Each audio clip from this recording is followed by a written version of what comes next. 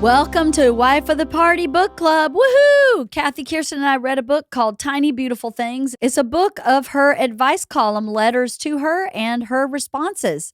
And I really enjoyed it. What was really interesting is one of Georgia's college friends said that her school had this book as required reading.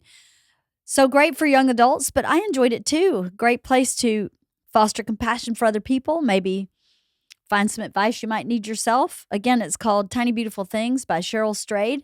And this is our book club about it. We also caught up on what each other have been doing all summer and what our kids are doing and how life's been. I haven't seen them both in a month because I've been on Fully Loaded. So it was a great conversation.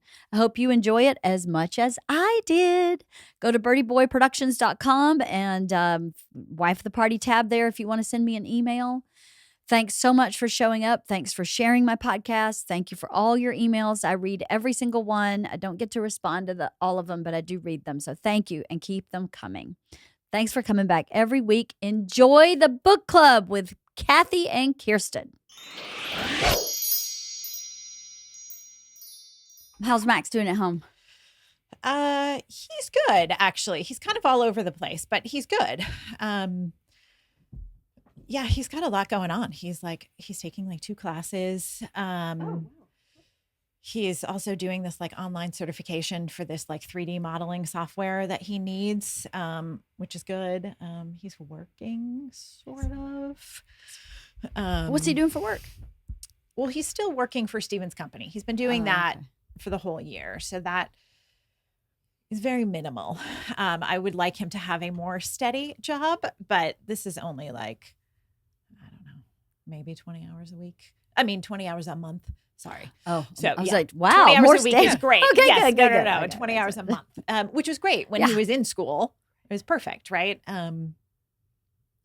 So yeah, and then he does these random like odd jobs, like he washes cars, he like walks dogs. He was a bouncer at high school parties.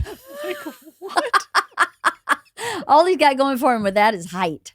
He can see the problem. Literally. Because I could knock him over. Although he is black belt, so maybe not. And it's true, but I don't. It's just the whole situation is the most bizarre thing I've ever heard. I was like, first of all, who the hell is hiring you as a bouncer? And who needs a bouncer at a high school party? Oh, that's the thing. But it is the thing. Oh, yeah. That I have been informed. Yeah. It is the thing. It's the end thing to do, yeah. It's so stupid. To have a bouncer at your party. What are they? Who are they bouncing? They're managing the list.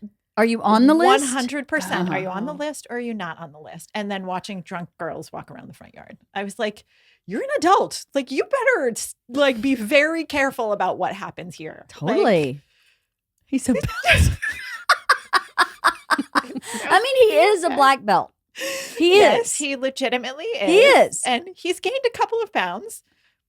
Literally a couple. But like, I mean, he's the weight of a feather. Yeah. He's your body. So very true. He's just your body, just in even male taller. form. Yeah. Yeah. Exactly. Just a string. Yeah. That's so great, though. He must feel like. And the funny thing is, like, when he finally confessed that this is what he was doing, because he knew that I probably wouldn't love this idea, he goes, Mom, you don't understand. I'm just adding to my dad lore. And I was like, what are you talking about? He goes, when you're older and you tell your kids about all the stupid shit you did when you were alone, your dad lore. Oh, my God. Oh my God. That's brilliant. It is kind of hysterical and so true. Yeah. I'm adding to my dad lore. I was a bouncer. Yeah. Little will his children know what that actually means. Scope of that is. That's so great. Yeah. I love it. It's so stupid. It's not stupid. It's amazing. It's hysterical. That's so great. How's Lily? But she's good. She also is a goober. Like, I swear to God, sometimes my children, right? So she is also working. She's babysitting every day, or most days anyway. But she was so funny. So her school has a really active day camp, always has for a million years, right? And it's super traditional day camp. They have these specialized weeks, whatever. So anyway, at some point we realized they're starting a musical theater week It was actually 2 weeks this summer for the first time. And this, whenever, I don't remember when like day camp schedules come out because we haven't done that in so long, but it was like February or March. And I was like, oh, you should do this. Like you should get a job, just even if it's for these 2 weeks. I know you worked at the camp before and it's not your thing, but this is different. Right. It's musical theater and it's only 10 days. Like, why wouldn't you do this? You don't even need to apply. Literally, you can say, hey, I want to do this and you have the job, right? It was in the middle of the school year. She spends a lot of time at school. She's there every day from like 8:15 to 5 or later, depending on where the production lies. And she does one back to back to back, right? And she's like, I just need to be away from school. I can't do it. I just can't do it. Okay, fine. So first day of musical theater camp, she calls the director, who she knows very, very well, has worked with for several years, loves this teacher, right? She calls her and she's like, oh my God, today's the first day. And the woman is like, yeah, do you want to come teach acting games? She's like, yeah. She went and volunteered for 9 out of 10 days. Oh my God. Instead of like taking the job for the 10 days and getting paid for it, she just went every day and volunteered. I was like, wow, you're such a dork. Wow. That's funny. And then afterwards, she's like, oh, I totally could have worked there. That would have been fine. I was like, yeah, no shit. Why won't they just listen to you, right? No, I was like, you're going to feel different. You're going to have like a good 6 weeks off before this starts. You'll be away from school. It'll be great. Nope, not doing it. So I'm like, okay. What you gonna do? Nothing. But she's Absolutely happy. Nothing. Yeah, she is. Yeah, she did it. She followed. I don't care if she gets paid or not. You know what I mean? I'm glad she did it. But I was like, really? Once again, I know nothing. Well, none of us do. Not when My they're dad teenagers. has a sign in his shop that says, hire a teenager while they still know everything. Yeah, it's so true, right? Isn't that funny? Yeah. It's the truth. Yeah. They know everything. How about your kids? How are they doing? They're good. We're 3.5 weeks from launching. Mm-hmm. One off to college. How are you How feeling? is she doing? She went through, so we went for orientation a few weeks ago, and she had major cold feet after that. Oh, no. Major cold feet, and said, I can't do this. And then like did the research and was like, guess what? Great news. I did the research and I can still get a degree from there and do it all online from home. And we were like, oh, no, that's not happening. Right. And we're like, do you remember the pandemic? Do you remember how Yeah. much you enjoyed like doing Zoom classes from home? Yeah, it's not happening. And yeah, she's turned a corner on that. She's now, I think, in the appropriately nervous / excited place. I was very nervous. I don't know if you guys do this with your kids, but sometimes I feel like I pathologize them to whatever their issue is. So her issue has been anxiety. And so this pops up. She suddenly has cold feet about going across the country to college. And I think, this is the anxiety and this is something that we need to manage, that we need to. And then I find out that my nieces, I have a niece on either side of the family who is also in the same position, and found out completely, not because I told them about this, but their parents said, oh, my kid was crying all day saying, I don't know if I'm ready to go. And these are kids who are a little bit older than mine and, really sophisticated. Like they've traveled, they're ready. Like they're ready. I know these kids are ready. So I said to my sister and my sister-in-law, I'm sorry that you're going through this. I'm sorry that your kid is going through this, but this makes me feel so much better. Right. Because it makes me realize my kid's normal, like that they're going to go through that. Right. So true. Well, I think it's pretty normal. I mean, It's I super was normal. shocked Yeah. that Georgia didn't have. Actually, she did have that when we were at orientation. She was like, "This makes me really nervous," and now I'm really nervous. So I think, you'd probably be worried if they didn't have some of it, Yeah. Right. especially with her disposition. Yeah. Yeah. Yeah. Well, it's very exciting. Yeah. And she met her roommate. She did. Yeah. And we met the roommate's family, and they're very nice. nice, and they seem very compatible. Good. Yeah. So you're feeling good about that? Yeah, but also nervous. Like Yeah. we went on a hike, just Richard and Camille and I, the other day, and all of a sudden there was a swimming hole, and she decided one of her bucket list things was to swim at this swimming hole where there are signs everywhere saying no swimming allowed, but we were like, whoa.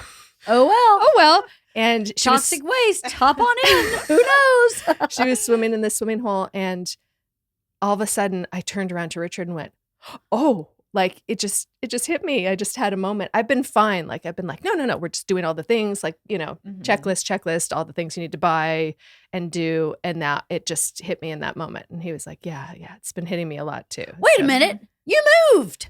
We moved. Oh my God. Yeah. I forgot. I've been in a vortex. I apologize. No. I have been completely gone. I hear you. Mentally, physically, and emotionally gone. So I apologize to both of you. But how's your new house? It's good. It's good, except for we moved deeper into the valley. So right now it is hotter than the surface of the sun. Yeah. And so, yeah. And then today it took me longer to get here than it should have. And I was cross and I was like getting agitated. I'm going to be late for the podcast because of this move. But other than that, it's been really great. We're really enjoying the new house. You're happy? Yeah. That's good. Yeah. Is there like a feeling? Yeah. Yes. Well, there wasn't really time for that feeling because we went out of town for just over 2 weeks, like shortly after we moved. And then all the time it was like moving in, and it was like trying to find a dog sitter who we used Tatum. Oh, yeah? And she was amazing. Oh, good. She was amazing. Good. Yeah. She's such a great girl. Oh my goodness. She went so above and beyond. We came home and there were flowers. Aw. And she said, I thought you might be hungry. So I picked up some lunch meats and bagels and cream cheese and just a bunch of food. Like, she was amazing. She ended up taking one of our dogs to the emergency vet. She called us and said, this is something that's going on. And it seemed quite serious. And so she took her to the emergency vet, sat there all day at the emergency vet. I mean, she was amazing. She went above and beyond. Oh, and then I asked her, because she just finished first year university, and I just came from Canada, so I'm calling it university. We call it college in the United States. But I'd said to her, okay, so this is what you need to do for the dogs. This is what you need to do for the cat. Here are the quirks of the house or whatever. And I said, and I have one more ask. If you think of any tips about moving into college, what you wish you knew, or anything to have for the dorm room or whatever, just make a note of it and leave it for us. That would be a big help to me. And she said, oh, yeah. She left my daughter 14 printed pages. Oh my God. 14 printed pages. She made her a friendship bracelet because she saw that my kid's into friendship bracelets. She left her phone number and said, if you have any questions, do not hesitate to reach out. I mean, she's it makes me want to cry. Like, she went so above and beyond. She was wonderful. She's a great kid. Yeah. Isn't that great? Yeah. She's a Girl Scout. She's a good kid. She's from our troop. Whatever. Yeah. But her mom is the same. I mean, her mom has been the best partner to have at college, because if she doesn't know, she'll find out. And she always includes me in her information. I'm so grateful, and I do her also. But, not everybody thinks about other people that way. Yeah. It's nice to have somebody that goes, did you know that Parents Weekend was this weekend? And I go, oh, Parents Weekend, I hadn't even thought of it. Dang it. Which reminds me, I haven't even thought of Parents Weekend. So I got to deal with that. I bet I'm so late to the game on that. But anyway, I have to figure that out. They say that after freshman year, that sometimes a lot of parents skip Parents Weekend and go the weekend after. Yeah. Because it's not as chaotic. It's not as chaotic. It's extremely expensive. Yes. Yeah. The hotel rooms are like $800 a night. It's crazy. So yeah, I have to at least look at it and then see what Georgia wants us to do. The only reason I would go is for the football game. Yeah. The football game. I had so much fun at that football game last year, but I bet Bert can't come this year. I'm sure he's on tour. Well, that's exciting. New house, on the way to college. Yeah. Crazy. Yeah. How are your kids doing? They're good. They I was actually, not to brag, I was quite impressed with them on this tour. They were on Fully Loaded. I don't want to talk about it too much because I want to talk about it with them, but I can talk about them. Georgia was on time most of the time. I can't say all the time, but most of the time, and worked tirelessly from my perspective the ladies downstairs are listening. They may have a different perspective, but I think Georgia worked her little tail off and had a great attitude and was really, really on it. And for Isla, I'd have to say the same for who Isla is and her maturity level and her age. She was sometimes on time for work, but as the weeks went on, it got less and less. I think she was tired. Week 3, she got legitimately sick. And pretty much of the 4 days, she was in the bunk for 3. Like the first day she got sick, she slept literally, I think she got up 8, went back to sleep, got up 8, went back to sleep, slept like round the clock. I mean, like glassy eyed, no fever, but you could just look at her and see she was sick. So week 3 for Isla was just non-existent. And I think after that, she was like, it was hard for her to get her motor running. She felt like everybody else had continued on as this cohesive group of PAs, and she was kind of trying to jump back in and not feeling like she could. And they're all similar ages, and she's younger. And, it just, I think that last week for Isla was harder, but she did fine. I mean, nothing was left undone. Nothing was dropped. No, So I guess in the grand scheme of things. And then Daisy is just Daisy. She's a lovely, bright light of happiness and cheer. Can't be on time to save her freaking life. I don't know how she's going to make it in like corporate America. She's not going to be able to make it in corporate America. She's never on time. I think maybe the first couple days she made it. And then I would have to get so stern with her and Isla, be like, you are taking advantage of us because we're your parents. Get out of bed. Come on. I was like, for the last week, especially, I think they were just worn out. It was a lot. I mean, we were in a different city every single day, and building a whole thing and then tearing it down every day. But they had a blast. On the Sunday after we were done, we were all at dinner, and Daisy was kind of slumped over in her seat. We were like, what's up? She goes, I had to go back to the shave ice store when I get back, and it's just not going to be as much fun.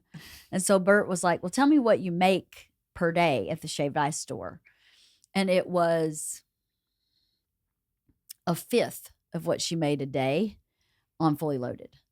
And she was like, I just don't want, I don't want to go. And we're like, totally get it.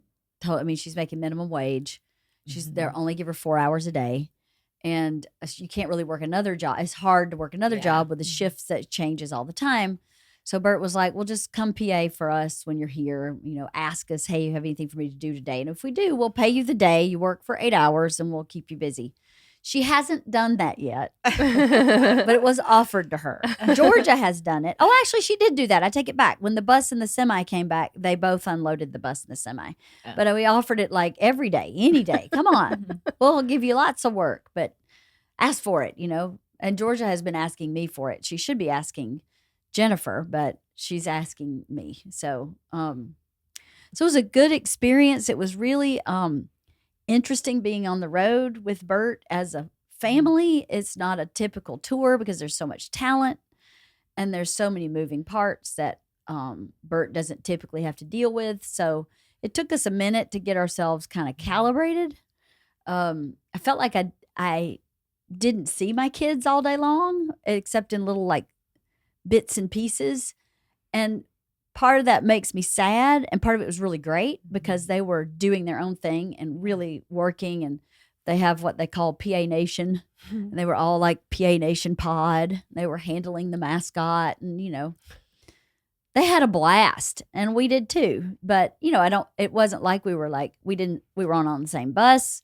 All the ladies in this office and my kids, myself, there were 9 of us on one bus.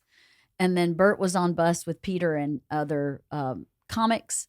And so it wasn't like we were like our whole family was on one bus. We treated it like work, right? So for the most part, I mean, every once in a while I would sleep on Bert's bus. I think I slept on Bert's bus like 5 nights total, something like that. Not a lot. And the rest of the time I stayed on the Babs bus. we call it Babs. We're the badass bitches. It's the badass bitch bus, the Babs bus. And the Babs bus was fun. I think we had a blast. I got really drunk like night 2 and broke my one HR rule was no one could get completely hammered. And I got completely hammered and made an ass of myself apparently. But I had a good time. I had a good time. I'm not sure everybody else had as good of a time, but I had a great time. But yeah, they were great. Since they got home, I haven't seen either one of them. They've been with their friends, and that's good. And I had so much summer school. I'm stressed about it because she's not doing it. And she, that management, kind of what you were describing with Lily. I'm like, let's think about this. We should really work on this much before we leave. No, I'm going to do it while we're on tour. And I kept going, no, you're not going to have time. Trust me, you're going to have inconsistent Wi-Fi and no time. Please just don't do that.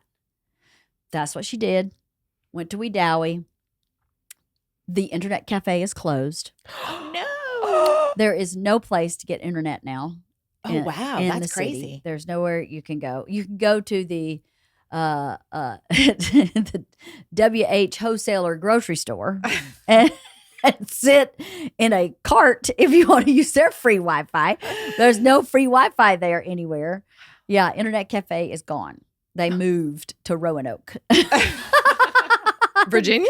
No, Roanoke is where Walmart is. Oh, okay. It's like 45 minutes away. Wow. That's a big move. We need some more people. No, they moved to Roanoke, which is about 45 minutes from the lake house, 40 minutes from the lake house, something like that. So Emma was in that sweet spot, man. Yeah, thank God. Because it would have stunk to drive 45 minutes round trip. Can you imagine? That would have been. So we brought a hotspot from the bus. It worked for 3 days and then it stopped working. We were there for 10 days. So of the 10 days, it worked the first 3 and never again.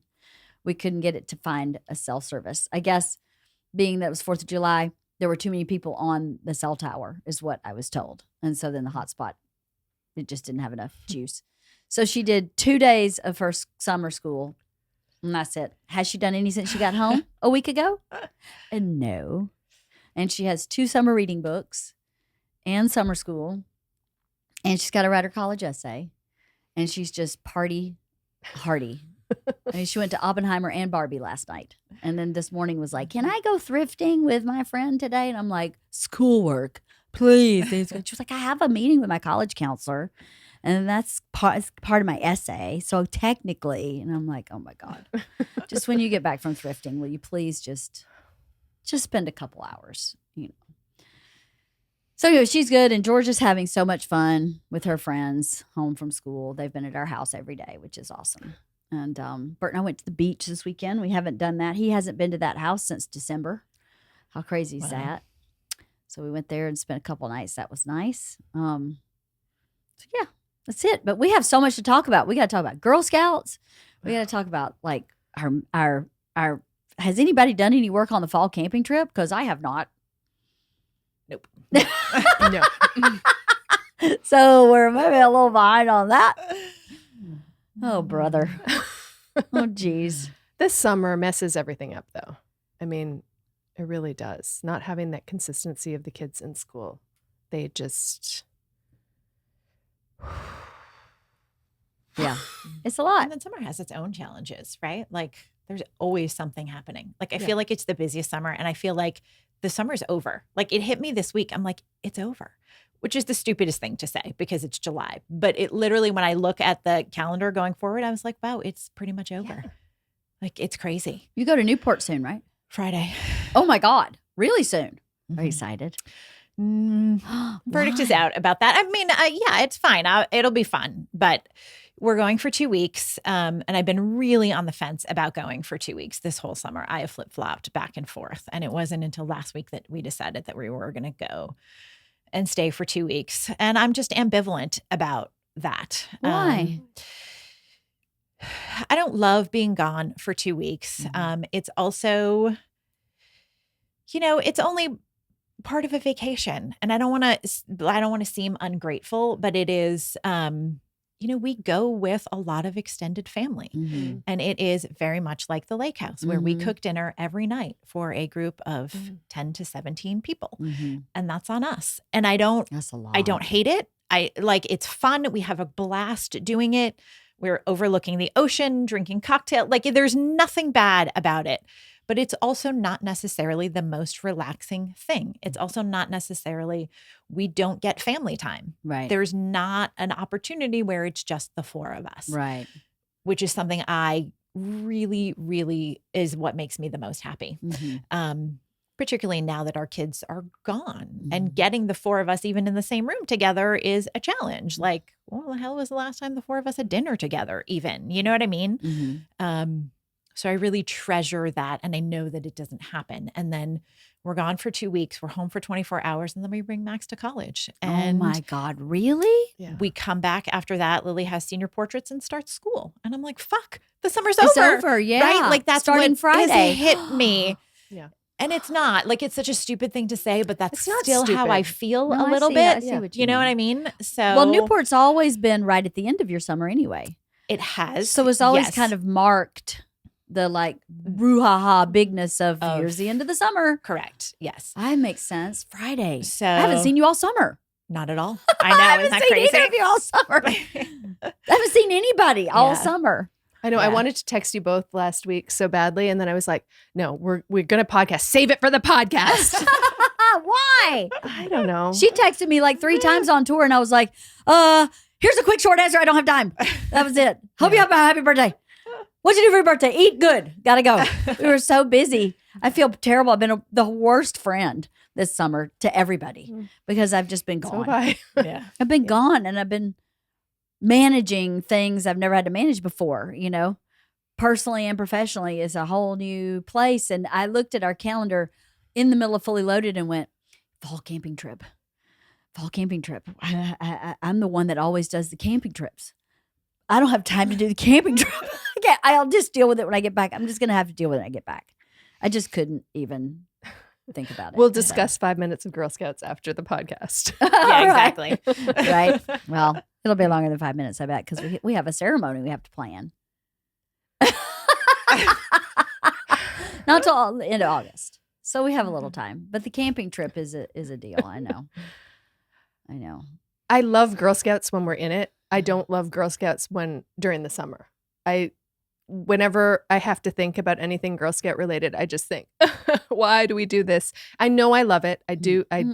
But I love it when we're in it. I love it when we're doing things with the girls. And it's already been planned. And like Yes, that, and we're it's over already that been up, right? planned, We're like, all right, we just know we're showing up on Sunday and it's done. Yeah. You gotta show up and have Yes. fun. Yeah, We've kind of planned it.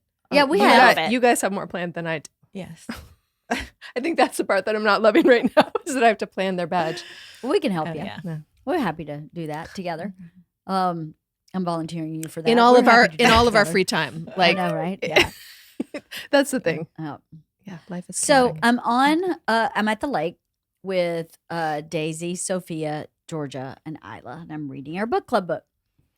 And Sophia's called Tiny Beautiful Things. Sophia goes, "Oh, that was required reading for freshmen at my school." Oh, yeah. And I went, "That's interesting. That's really interesting. What'd you think about it?" She said, "I thought it was a great book." I was like, how interesting that this book was required reading. She's at Wesleyan in Illinois. Huh. Isn't that an interesting segue to talk about our book club? Yeah. book? Yes, well, that's interesting. One of the notes that I made is that I think she gives so much good advice to 20-somethings. Mhm. There were several letters and chunks. I thought her advice was really excellent. So that kind of makes sense. Yeah. Isn't that interesting? Yeah. Why for the Party is sponsored by Factor. Factor is one of my favorite things. Factor, if you don't know what Factor is a ready-to-eat meal kit. It's actually America's #1 ready-to-eat meal kit. I love these because they keep me on track with my my calorie and nutritional needs, so I can eat healthy. And life is so busy. It's hard to eat healthy, but if you have Factor meals ready to go in the fridge, pop them in the microwave, couple minutes, and you can eat healthy, it makes life so much easier. You can treat yourself to 34 plus weekly restaurant quality options like bruschetta shrimp risotto, Green Goddess chicken, grilled steakhouse filet mignon, and they're ready in 2 minutes. Another thing I really like about Factor is they have They have these like smoothies. Oh my God. I love the smoothies because I like to have protein shakes after I work out. And so I just take their smoothie and add protein powder to it and literally shake it in the bottle, and it's delicious. They have I think it's strawberry banana and a mango pineapple, maybe. I'm not sure, but one is yellow and one is pink, and I love them. I buy the pink and the yellow pre-made smoothies. They're delicious. They offer vegan, they offer veggie meals, they have keto, calorie smart, protein plus, all different options for whatever you need to keep yourself eating healthy and your life simple and uncomplicated. Head to factormeals.com/wife50 and use the code wife50 to get 50% off. That's code wife50 at factormeals.com/wife50 to get 50% off. You will enjoy it. I love it. Trust me. Check them out. Wife the Party is sponsored by AquaTrue. I drink a gallon of water a day. My trainer asked me to drink a gallon of water a day, and I do. And your body's 70% water.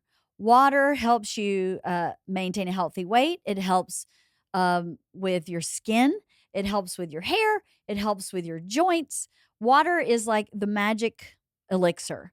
And AquaTrue, in my opinion, makes it easier to drink water. It's a countertop water purifier. It has a 4-stage reverse osmosis purification process, and it has no plumbing. It needs no plumbing. It removes 15 times more contaminants than an ordinary like pitcher type filter, the kind you kind of fill up in the sink. This is installation free. It's on the countertop. It has a high capacity. It removes chlorine, fluoride, arsenic, forever chemicals, nitrate, many, many, many more. And you're saving plastic bottles by using your own container to fill with this purified water. I love mine. We have ours. It's super accessible, so everybody can just pop by and fill their water bottle and keep hydrated. I can really taste a difference in purified water versus non-purified water. It tastes so much better. Isla hates water, and I think she hates it because it's not purified. This water, she really, really likes. I also use it to fill up my coffee and tea kettle, my coffee pot and my tea kettle, because all these impurities are now out of the water, and that keeps your coffee maker cleaner. So many benefits to AquaTrue. AquaTrue comes with a 30-day money-back guarantee and even makes a great gift. Today, my listeners receive 20% off any AquaTrue purifier. Just go to aquatrue.com. That's AQUATRU.com and enter code WIFE at checkout. That's 20% off any AquaTrue water purifier when you go to aquatrue.com and use the code WIFE. So Tiny Beautiful Things. I didn't know anything about this book. I don't even remember why we chose this book. Do you? We chose it because Cathy got it as I a got gift. It as a gift on Mother's Day. And I was like, I got nothing else to read. So That's let's do this. Because the format was so different, I was really curious. But yeah, I knew nothing about it walking into it. Yeah, what did you guys think? Full disclosure, I did not finish it. Okay. I apologize. I tried really hard and I couldn't get it done. But I got 3/4 through. Sorry. Go ahead. What did you think about it? No, I wasn't going to answer that. I was going to say I'm really fascinated by. So every time you turn on, I don't even know if it's Netflix or Hulu or whatever the hell it is. There's like, there's a series. Yeah. This is, and I'm like, and I can't even begin to wrap my head around how this became a play and then a series. I'm really curious, and I really wanted to watch one of the episodes before today. But I watched the I trailer, ran so out I of can time. I can give you yeah, I was also thinking the same thing. How in the hell? Because this This isn't a story. It's just advice column letters. Yes. So the entire thing is advice column letters. And so basically the premise of the show, I only watched the trailer, but she is offered a job as her life is falling apart. They've just sort of dramatized it. As her life is falling apart, she is offered a job as an advice columnist. So, and there were word for word chunks in the trailer from one of her letters, word for word. So I think they've just sort of Dramatize each one. So I wonder, so she's clearly the main character, but is like each episode one of these letters? Like I just wonder what the format. I'm curious. I wanted to watch it before I did too, and then life. Yeah. Yeah. And here we are. It happens. There are so many different, but also she has, so this started as a column in the Rumpus, which is an online, like a blog kind of thing. But also she has several podcasts. There's Dear Sugars, which is her and a guy, and answering letters. But then there's also the Dear Sugar podcast or something. There are at least 2 podcasts about this. It's kind of a long thing. It's interesting how she got into that. What qualified her to be, because she clearly says, I'm not a therapist. She's not, I mean, is it just life experience and being naturally wise? Does she ever say? I don't remember her saying. I think she said, and I don't know if she said in this or in one of the other things that I read, is that what qualified her was being a writer. It's just life and being a writer and being able to write this stuff out. I thought it was interesting in that advice columns are like, I grew up reading Dear Ann Landers. Yeah. There's Dear Ann Landers and Dear Abby, and our paper got Ann Landers. And I kind of like read it because I did not agree with her advice all of the time. And I thought that she was kind of high and mighty about it. Like, well, this is what you need to do. And I thought, who died and made her God? Like, why are people asking Ann Landers? What does she know? And what, do we even know anything about her? Like, people would write in not knowing like where she was coming from. And I think what is interesting about this one is that about her whole format of Dear Sugar is that she writes from a place of her own mistakes, vulnerability, just conundrums. Like she really puts it out there. This is a way that I fucked up. This is a way that I was harmed. This is a way that, just bad things happened to her. And this is what I gained from it. And a lot of the time she would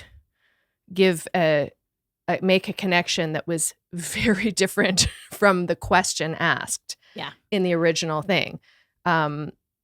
Somebody, I don't remember what the question was, but somebody asked a question and she responds by talking about the sexual abuse that happened to her as a child. And I thought I connected to that. I enjoyed that. I appreciated that because she really puts herself out there in her whole flawed, vulnerable thing, not as God saying, this is what you need to do because I told you so. It's very the opposite of paternalistic, I think. I also think there's a point in there. I don't know if it's the question and answer section, but there's a point at which she says, I don't ever say do this or don't do that. There's always a third choice that I try to present. And I feel like that's what she does do in her letters, is that it's not like, oh, you should go do this, even though sometimes it feels like she's saying that.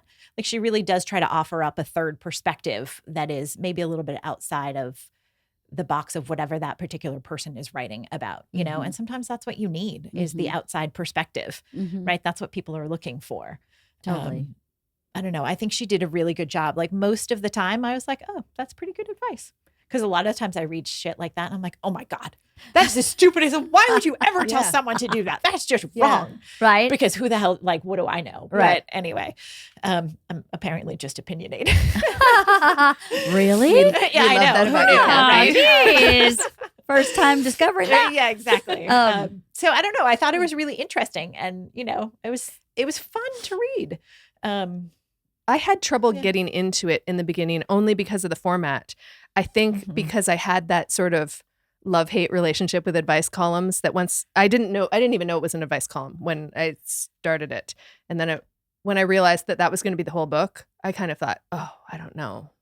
I don't know if I'm in it for the long haul, but I got really in it. I got really into it. I think that her advice was very contrary a lot of the time. Like there was a woman said she had this really problematic dad who is an alcoholic and who would get drunk and embarrass her and just do and say bad things. And was saying, I don't know if I should invite him to my wedding. And she's like, no, don't. Yeah. Well, no, absolutely not. Why would you do that? Yeah. Why would you ruin your day? And I thought it was so interesting because I just kept putting the Ann Landers hat on and going, Ann Landers would probably say, well, this is your family and this is a time to really strengthen family connections and blah, blah, blah. And I was like, oh, yeah, good for her. Don't ruin your day. Right. Yeah. Because her advice is like, this is not going to strengthen your family relations. It hasn't ever in the past. What makes you think a wedding is going to do that? All it's going to do is ruin your wedding. Right. And you're like, oh, it's kind of true. She's right. Right. Yeah, she's totally right. Yeah. I thought she was very wise. I liked that it was short because then I could read like one quick letter and answer and put it down. Which is really how I just got through it. Honestly, I did not have time to sit down and read a book. So the shortness actually helped a little bit. Well, the shortness of the letters, it's not a short book. It's about 400 pages. But yeah, I did the opposite. I read it on a 5.5-hour flight. Oh, wow. And just read it from beginning to end. Oh, there you go. Yeah. That's great. I did it too, like you did. I just kind of read what I could read, one or two, and then stop, and then one or two, and then stop. And I like that too. I didn't want to read it either. I got it and I was like, I don't want to read a bunch of fucking whiny ass advice column shit. But she really is pretty good at getting to the core. It's interesting how she would read something and go, oh, here's the core. Like, here's what we're really talking about. And sometimes that's what you need to find. Like people, or at least in my life experience, if I can find the core, I can make a change. Right? If I can't find the core, I'll just keep making the same mistake. And what a great, I thought she gave people a fast track to what was really at the bottom of something for a lot of her advice.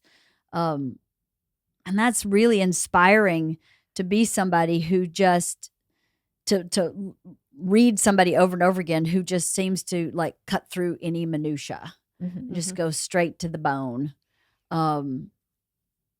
I don't think people want to hear that. I think it makes people.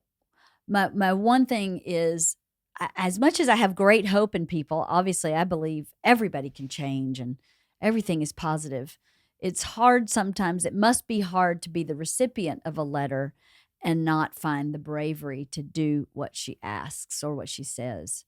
Would make you feel bad. You know what I mean? I would imagine if someone says, I shouldn't invite my dad to the wedding.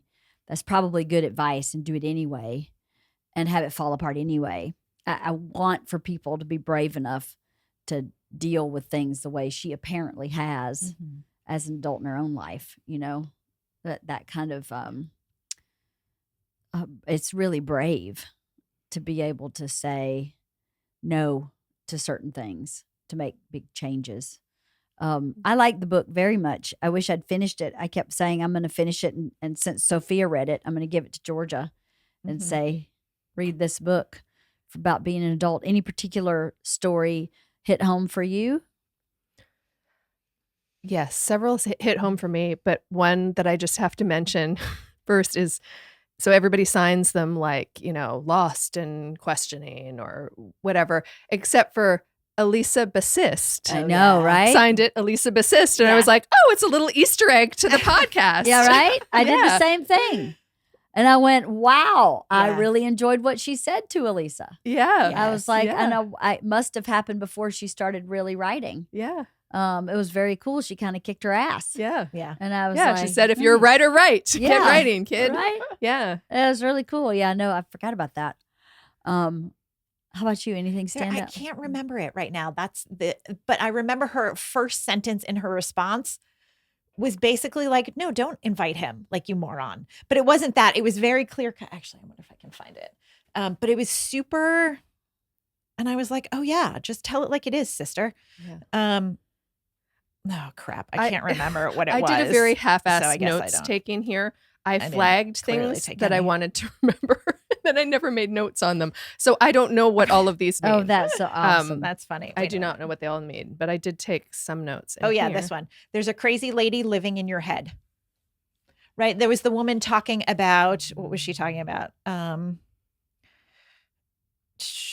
There's a crazy lady living in your head. Oh, the woman who was like convinced she had cancer. Her mother had cancer. Her aunt had cancer. Her dad had cancer. So she clearly is going to have it at some point. So she can't get married. She can't have a life because she's going to die of cancer someday. And her response is, you have a crazy lady living in your head. Like, you're perfectly healthy. You're doing X, Y, and Z. Like, what makes you think you have cancer? Why? Like, I don't know. It just really, like you said, cut to the core. Like, this isn't about cancer. This is about your fear of living your life, and you need to stop because you're never going to live your life if you don't. And I'm like, oh, right on, sister. Right. So There's a crazy lady living in your Yeah. head. That's great. it was kind of like the perfect response. Yeah. You're like, yeah, she can Get her join out. mine. Like, Right? it's fine. She said what had to be I got said. one too. Right? I know one that kind of cut through to me was a person who was in their 20s who was sort of lamenting that they hadn't accomplished more. Oh, I wanted to learn Oh, these yeah. languages. I wanted to do this stuff.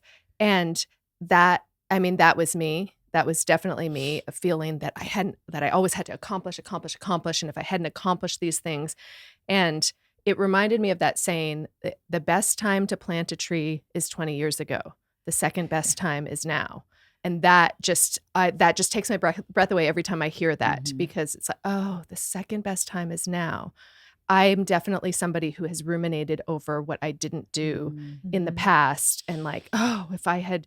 But then I started thinking about how, like, there wasn't YouTube and the internet and whatever when I was a young person and wanted to learn different languages or learn to knit or learn to sew or whatever. And these are all things that I do now. And, I have a little, I have the internet in my pocket, and I'm doing my Duolingo every day. And I've taught myself to speak Norwegian from that. And I bought a sewing machine and like make my own clothes now. And so it made me kind of, I related to that young person, but I also was like, oh, I just wanted to tell her, oh, but you have the rest of your life. And like, if you accomplish everything in your 20s, what is there to do later on? And so Totally. now to be somebody who's 51 and who's doing some of these things that I dreamed of doing when I was younger, it's exciting. It makes it an exciting time. And I wanted to tell her that too. But That's cool. Very cool.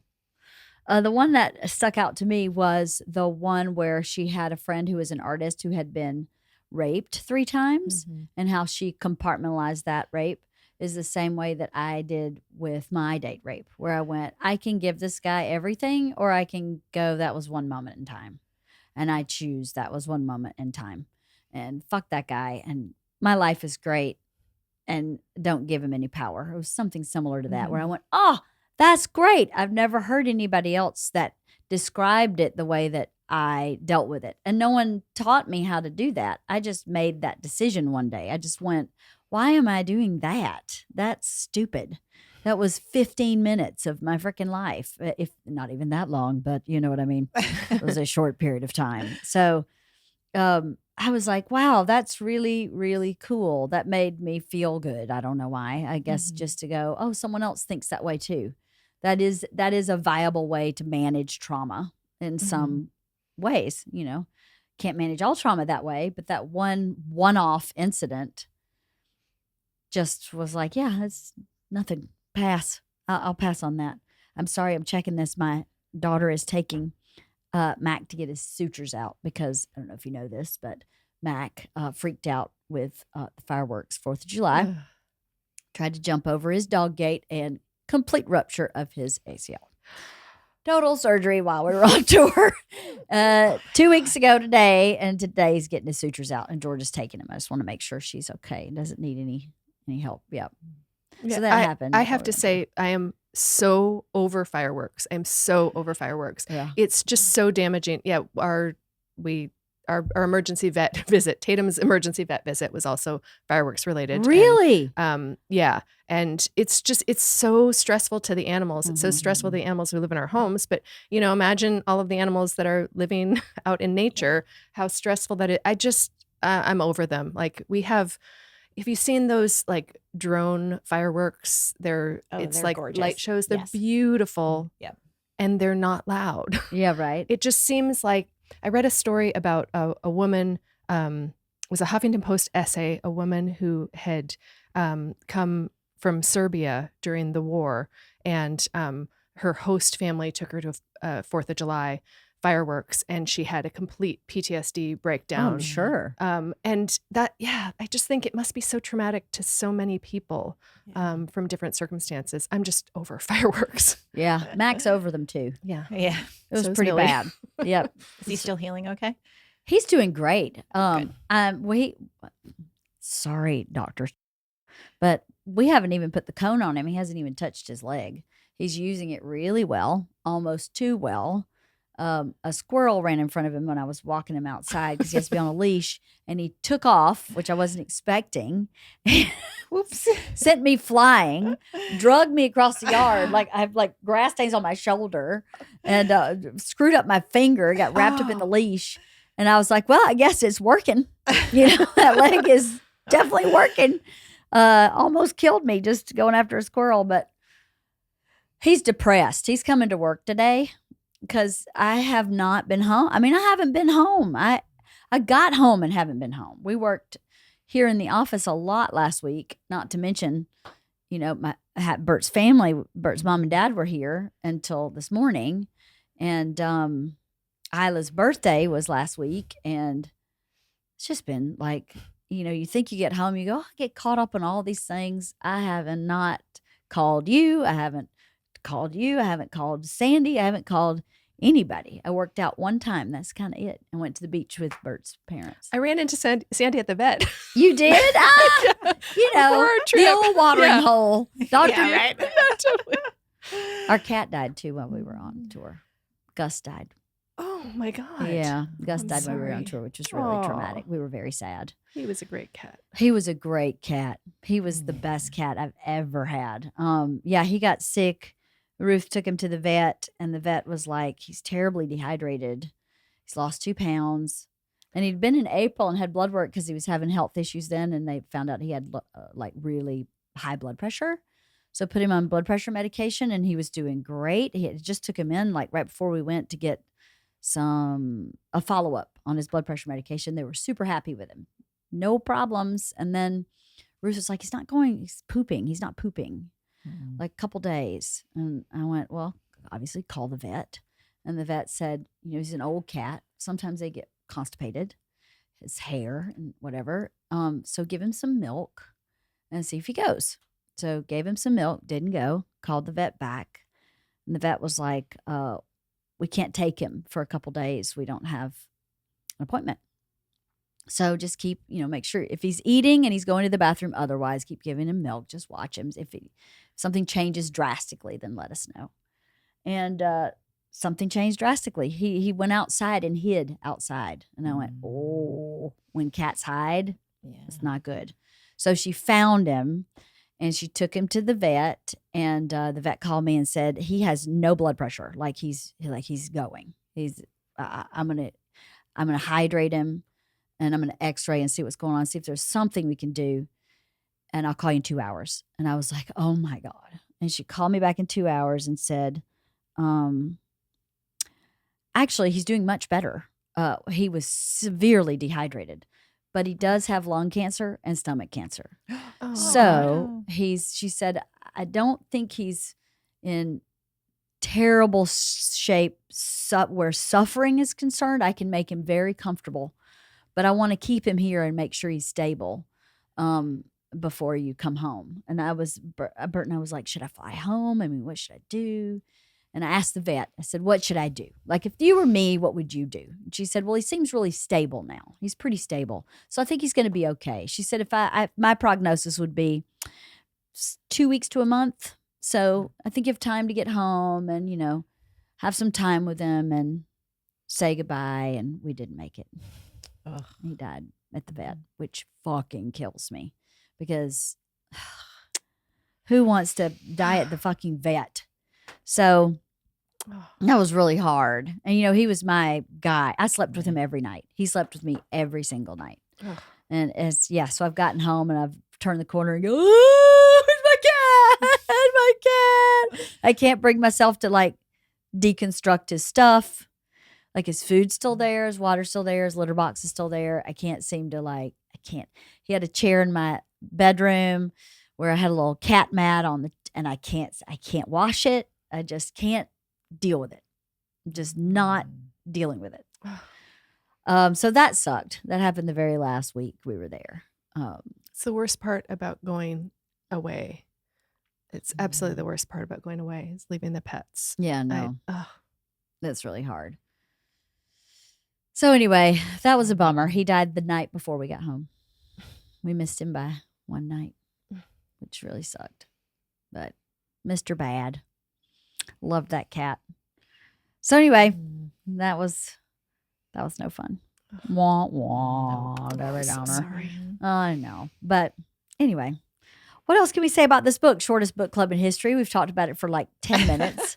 I really liked it. I think it would be good for anybody to read for some life experience by proxy, life lessons by proxy. There were a lot of applicable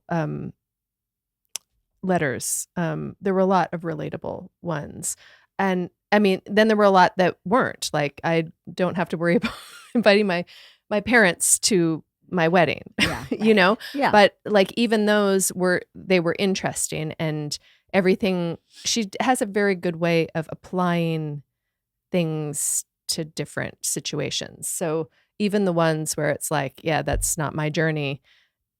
I think what you said about her distilling it to a nugget of truth, that all of those could be sort of applicable to everyone in a way.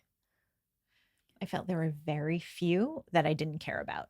Yes. Right. I feel like of all the stories she chose, they were all relevant in some way, whether to me personally or they were just interesting. There were very few I was like, oh, that's a waste. Right. Yeah. So yeah, I felt that way too. You know, I don't know. I think I think anyone could read it. And it is super easy. You don't have to sit down and read it in one setting. You can walk away from it easily and come back to it. There's no cohesive story to it or whatever, but there are little pieces and nuggets of information and advice that are good to hear just over and over sometimes. Totally. Some things you forgot about or you don't have to deal with. Or you forget that there is a third alternative. Mm-hmm. When you're in whatever you're in, it's either black or white. Mm-hmm. It's hard to see the gray. And sometimes it's helpful to have someone else point it out to you. It is. I think this book helps foster compassion, right? Yeah. Because so many of these stories I can't relate to. Not that I can't relate to them. I can relate to the core issue, but the circumstances I have no personal experience with. But then you listen to someone's story and you can have compassion for that person. It's a good way to kind of flex that muscle, I think, to feel someone else's journey and relate in that way is a good thing to practice. I don't think we kids these days don't practice that as much as maybe we had to when we were younger, where you sat around and heard older people talk about, oh, this is the vet.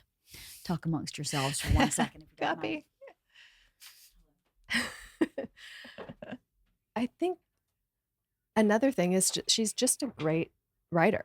She's an excellent writer, and I liked her as a person. She's willing to be very open and honest about embarrassing, potentially embarrassing or just very vulnerable things, like talking about her husband's affair. Yeah. When they were dating and her affair in a previous relationship. And I respected that a lot. Yeah. Yeah. She was a very genuine person, like very relatable. Somebody you're like, oh, I could be friends with you. Yes. And like you really feel like you could trust her. Yeah, exactly. So whatever her advice is, I'm willing to read it in a way that I wasn't willing to read Ann Landers. So. Yes. Yeah. Well, a lot of those, you're right. A lot of those advice columnists are like very judgmental, maybe the wrong word, but definitely like it's this way. Bossy. Yeah. Bossy, opinionated, like my way or the highway, or no, you're wrong, and she said you're wrong to people, but she said it in a way like you're wrong and here's why you're wrong. Let me explain to you why you're wrong. And she also said it lovingly, like, honey, you are so sweet and you were also wrong. Yes. Yeah. You got a crazy lady in your head. Yeah, exactly. Yeah, that's just how you say you're wrong, right? And makes you laugh at yourself. I know that sounds so harsh when you say you have a crazy lady in your head, but she said it in a very kind and loving way. Yes, it was a very palatable. Right, it made me go, "Oh my God, I love you." Yes, like right. No, and it made me think I have a crazy lady in my head sometimes. Yes. We all do. Yes, yeah, but it in that way that if she had just said, "You have a crazy lady in your head, you're wrong," blah blah blah, I would think, no, I don't. How dare you? Right. But she said it in a very loving way. Yeah. Right. Did you guys read Wild, her most popular book, no. Her memoir? So I didn't know she had written anything else, to be honest, before All right. this. So I'm very immature in my in anything that's like too popular or too famous, I'm sometimes like, oh, I'm not interested in that. I don't need to read that. Yeah. How good can it be? How good can it possibly be? Because Wild was like, you know, an extremely popular memoir and then an extremely popular movie. I didn't see the movie. And I finally read it because in memoir class, one of my teachers was talking about what a great writer she was and read the passage. And I thought, okay, that was well written. Mhm. And I read it. It was excellent. I mean, it's duh. Like that's why it was a bestseller. Because Well, not all bestsellers are. no, I know, but it was a bestseller and critically acclaimed, and you know, but it took a lot to bring me to the table. That's funny. But yes, I highly recommend that. She's a really good writer. What we were talking about when you were out of the room. Like, Yeah. she's a good writer. So even the things that are a little bit less relatable, you just want to follow along for the journey of where it takes. Yes, she is a very good writer. I agree. It was easy to read. Yes. Yeah. Really easy and fun to read. Yeah. And even when it was touching and moving or deep or sad, it was still good to read. You know, the way she presented it and wove things was really good. I liked it too. So were we thumbs up? Thumbs up. Yeah, all thumbs up. All the thumbs up. So we got a request for our next book club book. Ooh. We got Exciting. a request from an author. Ooh. Let me look it up so I can remember. She's sending us, she may already have sent us, but I didn't actually see it. Her books. It's called New Baby, New Stress, New Relationship Problems. So she is a therapist who wrote a book about what happens to you when you have a new baby. What happens to your marriage, what happens to your friendships, what happens to you. And she asked if we would read it. And I said yes for you guys. Thank you. But I was like to be honest with you, when I saw what the subject of her book was about, I think that is so important to talk about. Mhm. And now that we have, 18, 20 years under our belt, to look back at that moment and reflect on what that looked like, I think is a really great conversation. So she wants us to book club, and then she wants to come on as a guest also, do 2 episodes. But her book's coming out in September. So like mid-September. So I thought she's sending us, I think, digital copies and hard copies, but I know she's sending digital copies, but I didn't see where we've gotten it yet, but I'll send it to you when we do. Is that okay with you guys? Sure. Yeah. I think it would be a good conversation because everything changes when you have a baby, and everything changes. It's supposed to, but really I want to see what she says about it and then reflect on what it was like for me and to see how they match and how they don't match and what I did or didn't do that's different than what she's advising and how it turned out now, you know what I mean? Yeah. I remember, I think maybe Camille was a baby or maybe I was pregnant with her, but somebody who already had a couple of kids giving me the, maybe not advice, but just sort of was talking through her process and saying she loved her husband. She was still attracted to him, but she was all touched out at the end of the day from holding babies, from carrying people, from touching and cuddling. She said, I loved all of the cuddling, the holding. I'm not complaining about any of it, but I was all touched out. I didn't want him to roll over and snuggle me in bed or anything. That it wasn't about, I think we just think about that like, somebody not wanting sex, that it's like, in this really binary way. And it was like, she's like, I was still attracted to him, but I just couldn't touch any more skin. Like it was just done for the day. I thought that was so interesting. I was sort of like that too. I wasn't about touch. It was about need. Yeah. Like, Yeah. Enough people had needed enough stuff from me, and I needed nobody to need anything from me. Yeah. At all. Not sex, not touch, not snuggle, not a conversation, not need nothing. Yeah. Yeah, I can relate to that. And it wasn't easy in our marriage. I think there were times when Bert was really frustrated and I was really angry that he was really frustrated because why can't you see all this shit that I'm doing? And you'd have to just kind of figure out how to navigate through those feelings. So did he. I mean, it wasn't just me. He'd have to like put his feelings on hold for a minute because I was like, can't deal with anything. It's really hard. Transition. And we're all obviously still happily married, so we made it through. But anyway, that's the book she asked, and I was like, I think I would actually like that conversation. I think it would be a valuable one to have for young mothers these days, Good. So what else can we talk about? We've got like a few minutes left, right? 10 minutes left to talk. I have to go work out, so I have to hit the road in a few minutes. Thank God. Boy, working out's the best thing ever. You are so skinny. Give me some of your thyroid, would you? You look great. Oh, thank you. Do you feel good? Well, we'll have this conversation later. I'm going to the doctor because I've had a very elevated heart rate. When I was on vacation, I was wearing a heart rate monitor, and my heart is okay. That I have, it seems like my thyroid is hyperactive because I've been losing a ton of weight. I attributed that to how hard I've been working out, but I've been working out really hard for 7 months. And a couple of months ago, I started dropping like a massive amount of weight. I have a very elevated heart rate. So like if I'm working out, I'll be like at 185 beats per minute, which is way too high for somebody of my age. And it wasn't consistent with how fit I am. Like it was never like that before. So I went to my cardiologist, and and so what they've established is that it's not my heart, even though I'm having heart symptoms. So I'm going to the doctor later today. Fun. Exciting. Aging, man. Right. It's dicey, isn't it? It's interesting when things start kind of going wrong, how everything's kind of connected. And, well, it sounds like a stupid statement. Everything in your body is connected. But what, Cathy? I cannot even believe you just said that. Why? Okay, so you want to hear some drama? Yeah. So my mom. But yeah.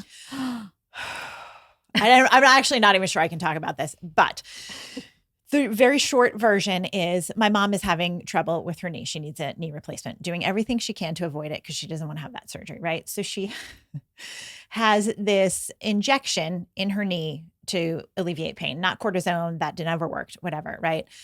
So she has this injection. 12 hours later, she wakes up and is shitting blood. Okay. So goes to the hospital. Doesn't bother to mention she's had this, because why would she tell the doctor? Because that was in her knee and it was her stomach that was hurting. And I was like, are you fucking kidding me? Your knee is like 12 inches away from your stomach. Like, are you out of your goddamn fucking mind? And it's not coincidental that you have an injection. Your entire body is connected. Well, yeah, except in my mother's world. So, yeah. Well, cell phones also aren't connected to travel for her either. She brought it with her to the hospital. Do you know when I found out she was hospitalized? 6 days after she got home. I can't even. Wait, from her last trip here? Wait, what? No, she was hospitalized a few weeks ago. Yeah, when this happened, she ended up being hospitalized overnight, and I found out 6 days later. She brought her cell phone to the hospital with her, though. Didn't open it, didn't turn it on, didn't call me. She just figured, oh, the doctor would. Because he asked next of kin. Oh, yeah, I have her number. I can't, the fallout from this, like, I'm so stressed about this woman. But yeah, but she does not think everything is connected, because if you get a shot and 12 hours later you're shitting blood, they can't possibly be related. Yeah. How? What is wrong with her? Please, I've been asking that question endlessly.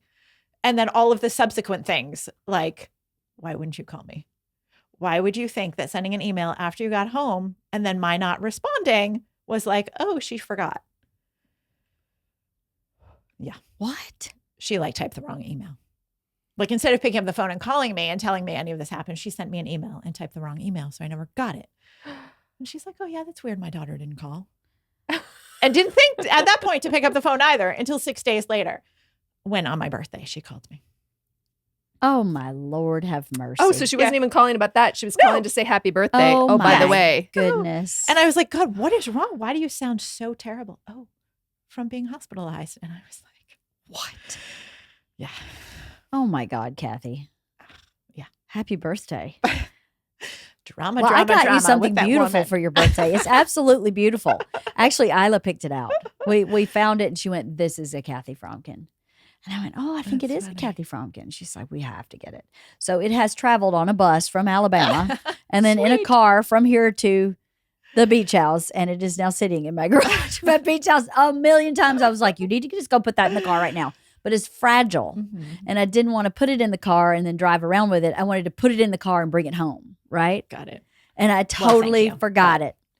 So now you got to come to the beach. Get your birthday gift. It's beautiful. But Yeah, that sounds like the kind of vacation you need, though. I was going go to to say, the beach. as you're You need thinking, to- as you're talking about all this stuff, I was like, you guys you should have gone to the beach all weekend, all summer. It was been sitting there empty. Could have gone all Yeah. summer just for a weekend. Yeah. Bring your little rat dogs. Your two little rats. I've got to get a fence up on that one side of the yard so that we can actually bring our dogs. But, well, man, Cathy, I'm sorry. That Yeah. I mean, the whole like your body's connected just prompted this like I saw your not for face everyone. go, "Ah!" Like, really? Oh, Jesus. Really? How is it that every sane human understands that your body is connected except for one? I in don't understand. my If you get a life? shot and anything happens, you have a rash, course. your ears are ringing, like you have Like, double it just- vision, Like anything. it goes on and on because I'm like, okay, here we go. I'm like, Mom, right, you are super sensitive to medication. Her response, no, that was 3 years ago. I've been on the same blood pressure medication for 3 years and I've been fine.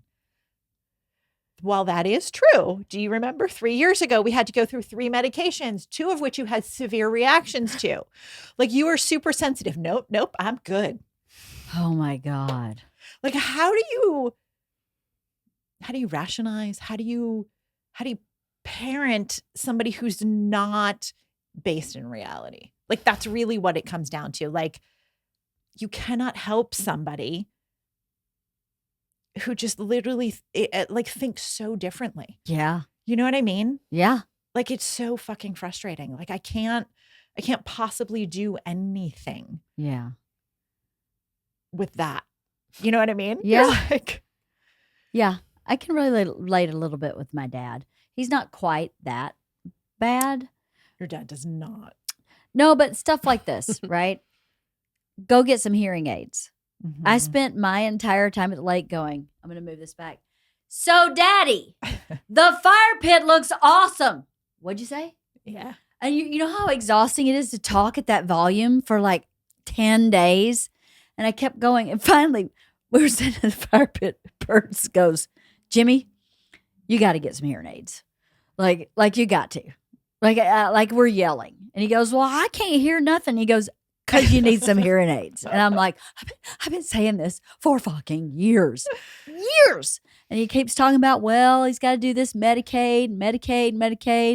And I've said to him for years, I will buy them. You do not have to go through Medicaid.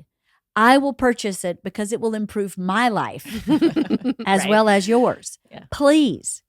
No, I don't want to do that. No.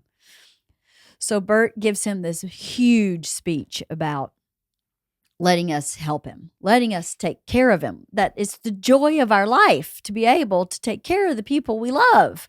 You know, we're so privileged and humbled by that privilege to be able to give him the best hearing aids on the planet, you know? So I can't believe it. I called him on his birthday, which was on Friday last week. "What you doing, whatever." And then very coyly he goes, "I think I found some hearing aids." I said, "You did?" He said, "You know why I like these?" I said, "Why?" He said, "Because you can adjust the volume with your phone. So if I'm in a room and it's just overwhelming, I can go on my phone and like turn them down. And if I'm talking in a quiet conversation, I can go on my phone and turn them up. Now that I can do. The Medicaid hearing aids don't do that." It's like, okay, can we get you some hearing aids? And he goes, "Yeah, I think I'll go get these." I was like, thank God. You know how many years I've been, not a month, years I've been trying to get him to this place. Why? I don't know. But Kim Burt talked to Lenore because she's in the same boat. Is he available to talk to someone right? in our family as well? Right? Could Bert do a PSA about please. hearing aids? Right? That would be great. Yes. Well, I heard this thing on NPR, which is what I think finally scared my dad, is they're starting to make a medical connection between dementia and hearing loss. Yep. Because your brain stops processing auditorily, so your brain stops processing. The processors get all screwed up. So they're starting to make a connection between the two. So I told my dad that, and I went, now you have to get them. Now I can't have you have dementia because he's going to be a mean motherfucker. I know it.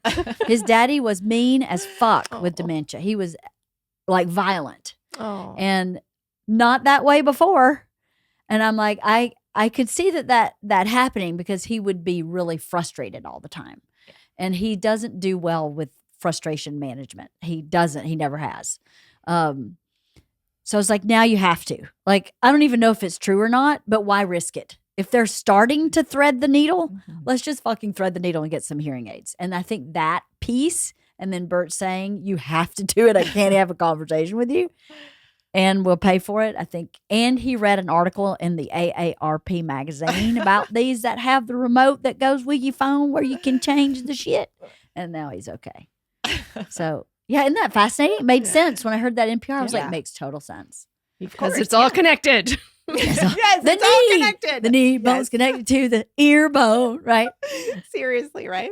So crazy. Shocking information, people. Right? Anyway, well, I'm glad to see you guys. I really missed you both. I missed you both too. I missed you. It's been such a long time. It's crazy, so right? long. I mean, I had a blast. I'm definitely going back on Fully Loaded next year for sure. But I definitely missed my friends. And I feel like we did what we wanted to do. And the collateral damage of that is we're not home to see our friends, right? We haven't seen you and Steven together in forever. I barely talked to Steven in Vegas. I felt terrible about Vegas, and I apologized to him profusely over and over again. And I kept going, I am working. I was like, it was working. Yeah.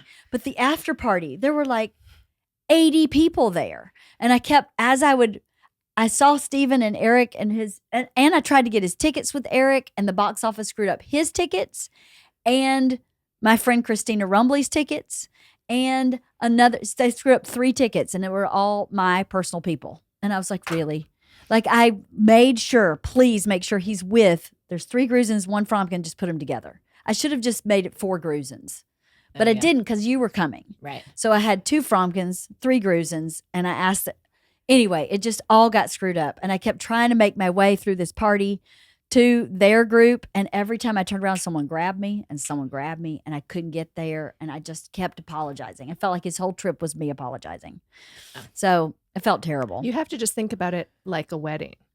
You can't. If Vegas was like a wedding. If you're throwing a big event, you're like the bride, and like the bride isn't expected to apologize because she didn't have a good sit down with her friends. Yeah, but I am the host. Yeah, but when you're the host, you just don't have time for everybody, and your friends understand that. And I was like, Eric, what's Steven doing? And he goes, I just texted him, he's doing work. Okay. So I was like, okay. So then if they're talking to each other, then Eric will keep him in the loop. That's what I thought. Yeah. And bless his heart. I felt terrible. He was fine. I know, but I still felt bad. So. I haven't seen you guys forever. Yeah. Bert hasn't seen you guys in forever. No one's seen Bert except me and everybody in this office. But anyway, I'm glad to see you. I'm glad to be back. I'm looking forward to catching up in a way that's not public. Right? Oh, it'll be fun. So what are you doing the rest of your day? Prepping for Newport. I have like 8 million things I got to do. Yeah, I think that's it, actually. That's a lot. I'm prepping for that. And then, yes, I've got to do a lot of that because I also am, we are moving Steven's office again. What? Kathy, we need to talk. I have not caught up with you. I need to talk to you. It's been it's been a busy summer. Yeah, sounds but like this is about to start again. Yeah. Wow. Wasn't that just like 6 months ago or a year? Literally 1 year. Yeah. So That's going to be interesting. But I actually, once again, because the summer is almost over and we do have a hard deadline, September 30th, I have to do some prep work this week, knowing that for the next 3.5 weeks, I'm unavailable. Right. And then all of a sudden it's Here. August 30th. Yeah. And then I have 30 days to make all of this shit happen. Right. So I got to get some of that done. So Crazy. then I've got to back up this Newport trip that I've got to coordinate with other family and all of that kind of stuff. Plus the fact just getting my family together. Plus we, in the most part, have to have Max almost ready to go because we're only home for 24 hours before we actually take him to school. Whew, you got a busy week. I got a little bit of a busy week. You do. It's a bear. You know, but it feels like every other day. You know what I mean? Mm-hmm. Right? Like, you know, every day feels like that busy stuff. So, right. Anyway. What are you doing today, Kirsten? Doctor, vet, and buying things for the college kid. Nice. Mm-hmm. Yeah. Well, I'm going to work out. I'm leaving in 10 minutes, so I'll wrap it up. But going to work out and then have meeting, and then I'm getting a spray tan. I've never gotten a spray tan before. Wow. I'm a little nervous. I'm afraid I'm going to look like ridiculous, but we have something to go to this weekend where it's kind of cocktail, and I have a strapless, and I have bathing suit straps. So I was like, I got to get a spray tan. And my arms are so much darker than my legs, and I have a short dress, and so I need everything just to be even. So are you going somewhere? No, or are they coming to someone's you? coming to me. I guess they set up a tent, and then you get in there naked or whatever, and they just like do it, and then you put on dark clothes and sleep in it. But you have to exfoliate, and then I guess somebody told me I've got to lotion my knees and elbows. I was like, I'm going to come out with like black knees and elbows because the company told me not to lotion anything. But I'm like, of course, I don't know what to do. It's ridiculous. I'm so in my head about this spray tan. I'm really nervous that it's going to go bad and I'm going to look really stupid. I think they figured it out. Yeah, exactly. I think so, but still, it's my first time. Okay. I'm a spray tan. I know. version. I've never done it either. No, right? No. Me neither. Well, thanks for reading the book. Thanks for reading the next book. Thanks for coming every month or so and talking about it. We love this. I mean, honestly, I've always wanted to be part of a book club. That's what I always wanted. I was involved in one, and literally about 1 to 2 books into it, they stopped reading books and they decided, oh, it's going to be the excuse to get together book club. Wonderful group of people, but I wanted to be in a book club. Right. And then you guys invited me into your book club when I became a Girl Scout leader. And again, I think we met maybe once, maybe twice, and then it sort of just disbanded. People got busy and stopped reading books. So I am thrilled. Oh, You're good. providing a service for me that I've always wanted. I always wanted to be in a book club. Thank you. Well, I love to hear what other people say about a book. I've always loved book clubs too. And I wouldn't do it if I didn't have the podcast. I just wouldn't make the time. Obviously, right? Isn't that the truth, right? Like if I didn't feel the pressure that like I had to do this, like I wouldn't, right? Neither. So but I like the pressure. Like Me I too. like doing it. You Good. know? So. Well, good. Well, thank you for taking on more pressure. Your life seems like it has a lot of pressure. And I'm really sorry This is like I haven't. good pressure, though, I know. right? But I'm sorry we haven't talked all summer. Really. I am sorry. I don't know when I would have talked to you, but I am sorry that I haven't because, you still have to be a friend to your friends. So sorry. Hey, I'm sorry. Happen. It goes both ways. We've all been chaotically busy. It has been crazy. Well, love you guys. Love you. Until next time.